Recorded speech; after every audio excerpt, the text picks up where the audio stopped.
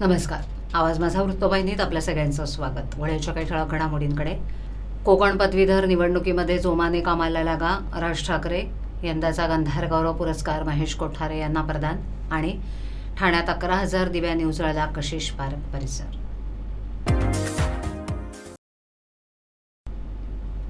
महाराष्ट्र नवनिर्माण सेनेचे प्रमुख राज ठाकरे हे आज ठाणे शहराच्या दौऱ्यावर आले असून या दौऱ्यादरम्यान त्यांनी जिल्ह्यातील पदाधिकाऱ्यांची बैठक घेतली. या बैठकीत त्यांनी आगामी कोकण पदवीधर निवडणुकीबाबत ठाणे, कल्याण, नवी मुंबई पदाधिकाऱ्यांशी चर्चा करून निवडणुकीसाठी जोमानं कामाला लागा असं सांगितलं असल्याची माहिती सूत्रांनी दिली. तसंच मराठा आरक्षण, आगामी लोकसभा, विधानसभा निवडणुकीबाबतही त्यांनी चर्चा केली. आगामी लोकसभा आणि विधानसभा निवडणुकांच्या पार्श्वभूमीवर सर्वच राजकीय पक्षांनी मोर्चेबंदणी सुरू केली आहे. त्यासाठी सर्वच पक्षांचे नेते शहरात दौरे करून पदाधिकाऱ्यांसोबत बैठका घेत आहेत. शिवाय सर्वच राजकीय पक्षांनी कोकण पदवीधर निवडणूक लढवण्याची तयारी सुरू केली असून त्यासाठी पदाधिकाऱ्यांकडून मतदार नोंदणी करण्यात येते. मनसेकडूनही अशाच प्रकारची तयारी सुरू आहे. असं असतानाच महाराष्ट्र नवनिर्माण सेनेचे प्रमुख राज ठाकरे हे सकाळी ठाणे शहराच्या दौऱ्यावर आले. नौपाडा येथील मध्यवर्ती कार्यालयात ते शहरातील पदाधिकाऱ्यांची बैठक त्यांनी घेतली. यामध्ये आगामी कोकण पदवीधर निवडणुकीबाबत त्यांनी जिल्ह्यातील पदाधिकाऱ्यांशी चर्चा करून तयारीचा आढावा घेतला असल्याची माहिती दिली. शिवाय मराठा आरक्षणाबाबत पदाधिकाऱ्यांची भूमिका समजून घेतली. तसंच आगामी लोकसभा, विधानसभा आणि महापालिका निवडणुकीत कशा प्रकारे तयार करावी लागेल याबाबत मार्गदर्शन केल्याचं दिसून आलं.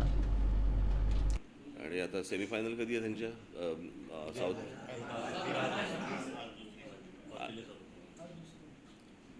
बहुधा त्या दोन्ही टीम्सना तुमच्यापैकी जो जिंकेल सेमीफायनल आणि फायनलला जाल तो साबने बोलाय हारने को, असं पण होऊ शकतं. इंडिया वर्ल्ड कप जिंकणं हा निवडणुकीचा रणनीतीचा भाग आहे. नाही, निवडणुकाला लोकसभेच्या नाही, लोकसभा खूप लांब आहे अजून. चंद्रावर गेलेलं यान विसरले लोक वर्ल्ड कप थोडी लक्षात ठेवणार आहेत.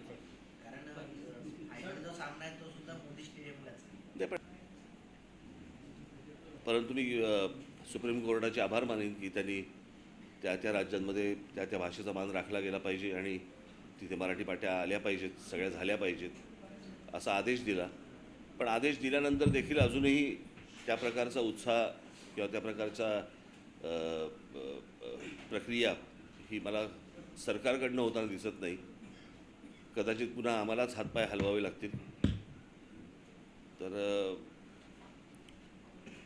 त्याच्यामुळे काही गोष्टी चांगल्या होत आहेत, काही गोष्टी बरोबर होत नाही आहेत कोर्टाच्या दृष्टिकोनात.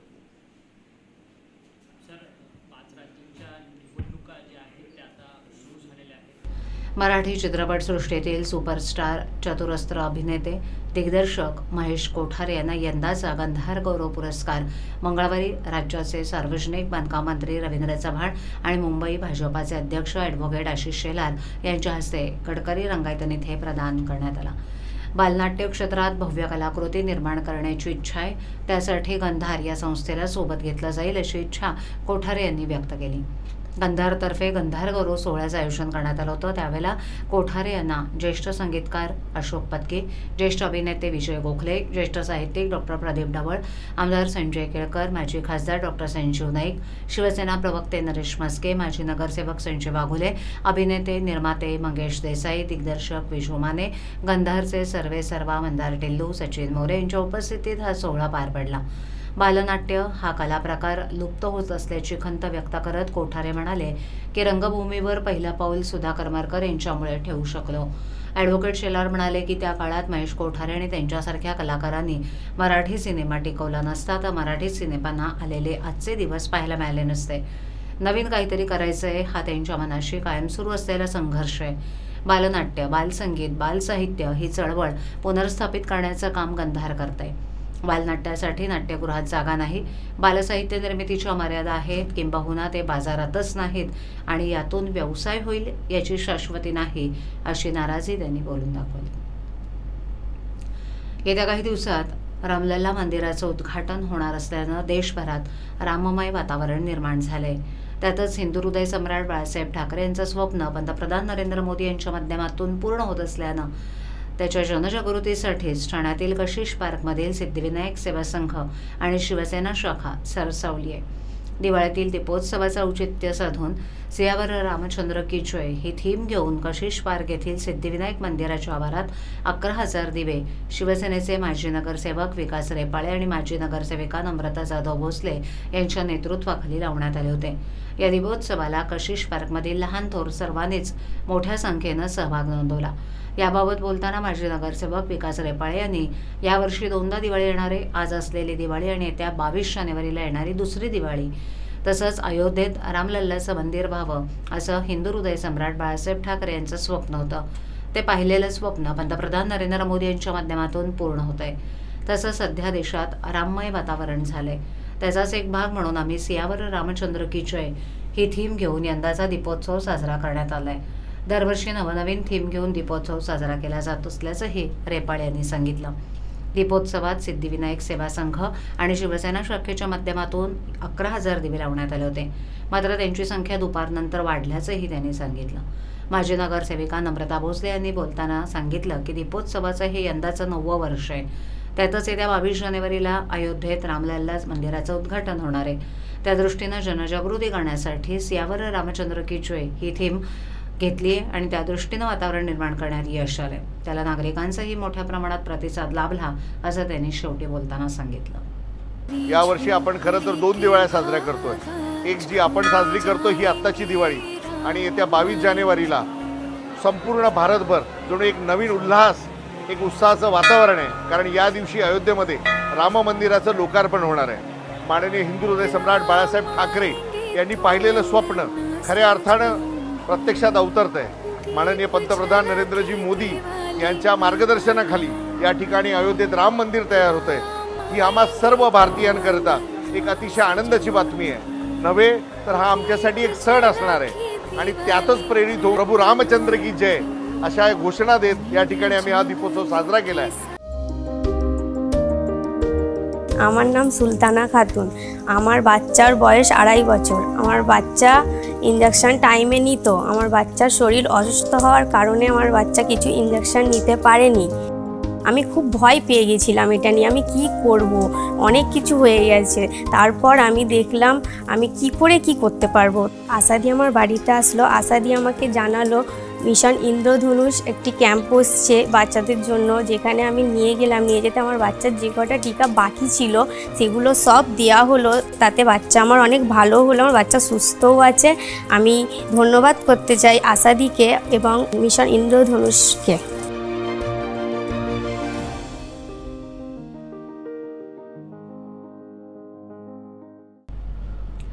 ठाण्यातील काजूवाडी परिसरामध्ये दिवाळीनिमित्त नयनरम्य असा दीपोत्सव कार्यक्रमाचं आयोजन शिंदे गटातील शिवसेनेचे माजी महापौर आणि ठाणे शहर प्रमुख अशोक वैती यांच्या वतीनं करण्यात आलं होतं. यावेळेला विविध प्रकारच्या भव्य दिव्य अशा रांगोळीचं आयोजन करण्यात आलं. या कार्यक्रमात हास्यजत्रा फेम दत्तू मोरे आणि मराठी अभिनेते संदीप जुवाटकर यांनी देखील या कार्यक्रमाला हजेरी लावली होती. राष्ट्रवादी काँग्रेसच्या जन्मानंतर इतर जातींचा द्वेष निर्माण करण्याचं काम सुरू झालं. राष्ट्रवादी काँग्रेसची स्थापना 1999 मध्ये झाली. त्यानंतरच दुसऱ्या जातींबाबत द्वेष निर्माण करणं राज्यात सुरू झाले. राष्ट्रवादी काँग्रेसच्या स्थापनेनंतर मी 1999 नंतर सांगितलं होतं. त्यामुळे महाराष्ट्र आणि बिहार होत आहे. राज्यात जातीवाद वाढला आहे. माझ्यासाठी माणूस महत्त्वाचा आहे. मी कधी जातपात करत नाही. आजपर्यंत कोणत्याही जातीच्या व्यक्तीनं कोणत्या जातीचं कल्याण केलं हे सांगा, असं मनसे नेते राज ठाकरे यांनी ठाण्यात शरद पवार यांचं नाव न घेत कधी मिळणार नाही हे मी त्यांच्या समोर त्या दिवशी सांगून आलो होतो. बरोबर की नाही? मी काही वेगळं सांगत नाही. अशी कुठची गोष्ट होणार नाही. आत्ता ते जरांगे पाटील आहेत का? जरांगे पाटलांच्या मागून कोणतरी आहेत ज्याच्यातनं जातीयवादामध्ये महाराष्ट्र डिस्टर्ब करायचं ठरवलेलं आहे. कारण निवडणुका तोंडावरती असताना ह्या सगळ्या गोष्टी आत्ता सुरू होत आहेत. हे काही मला इतकं सरळ चित्र दिसत नाही. त्याच्यामुळे कालांतराने कळेलच की यामागे कोण आहेत. मूळ मुद्दे भरकटले जातात. अर्थातच ना, म्हणूनच सांगतो ना, अनेक विषय असे येतात की ज्याच्यामध्ये तुम्हाला ज्याने तुम्ही त्रस्त आहात ते विषय तुमच्या डोक्यात येताच कामा नाहीत. डायव्हर्ट करण्याचे विषय असतात. जाऊन दे ना, सोड ना, गप्पा मार रे. प्रश्नच नाही तुझ्याकडे.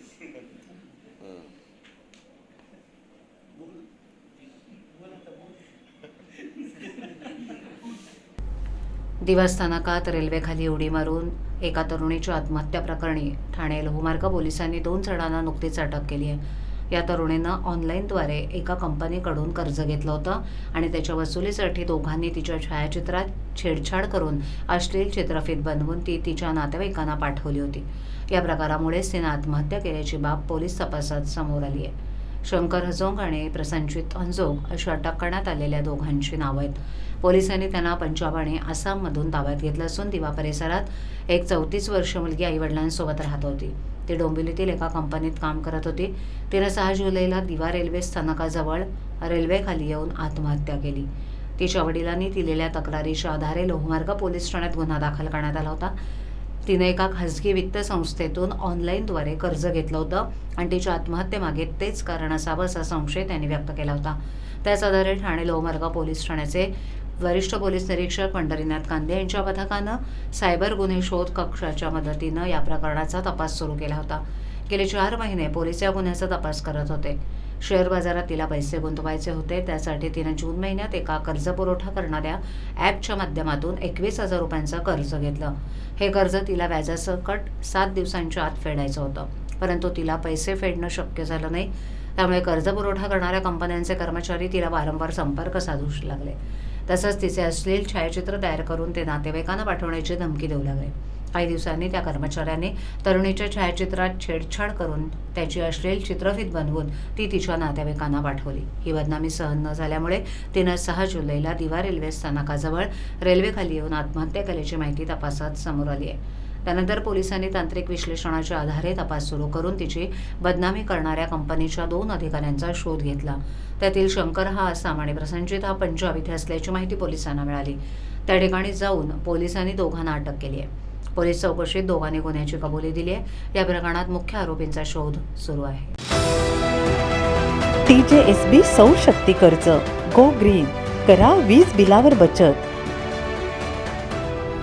आकर्षक व्याजदर, 84 महिने परतफेड कालावधी, 80% लोन, व्यावसायिक आणि उद्योजकांकरता सुद्धा. अधिक माहितीसाठी तुमच्या जवळच्या शाखेला भेट द्या किंवा संपर्क साधा.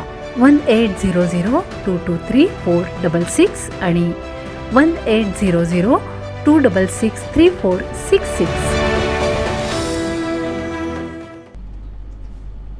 आवाज माझावरील एखादी बातमी पाहिजे लावून गेली असल्यास यूट्यूबवर येथे तुम्ही पाहू शकता. तर मग नक्की सबस्क्राईब करा आवाज माझा. आजच्या ठळक घडामोडी शेवटी पुन्हा एकदा. कोकण पदवीधर निवडणुकीमध्ये जोमाने कामाला लागा. राज ठाकरे यंदाचा गंधार गौरव पुरस्कार महेश कोठारे यांना प्रदान. आणि ठाण्यात 11,000 दिव्यांनी उजळला कशिश पार्क परिसर. आपल्या विभागातील काही सूचना अथवा समस्या असतील तुमचा आवाज नागरिकांपर्यंत नक्की पोहोचवू. आम्हाला संपर्क करण्यासाठी आमचा पत्ता आवाज माझा 103 सायलेक आदर्शनगर कोलबाड रोड ठाणे पश्चिम. आमचा दूरध्वनी क्रमांक 7666213141. आमचा ईमेल ID awazmaza.tvnews@gmail.com. तर मग पुन्हा भेटू याच वेळेस ठिकाणी काही नवीन घडामोडींसह आवाज माझा वृत्तवाहिनी. तोपर्यंत नमस्कार.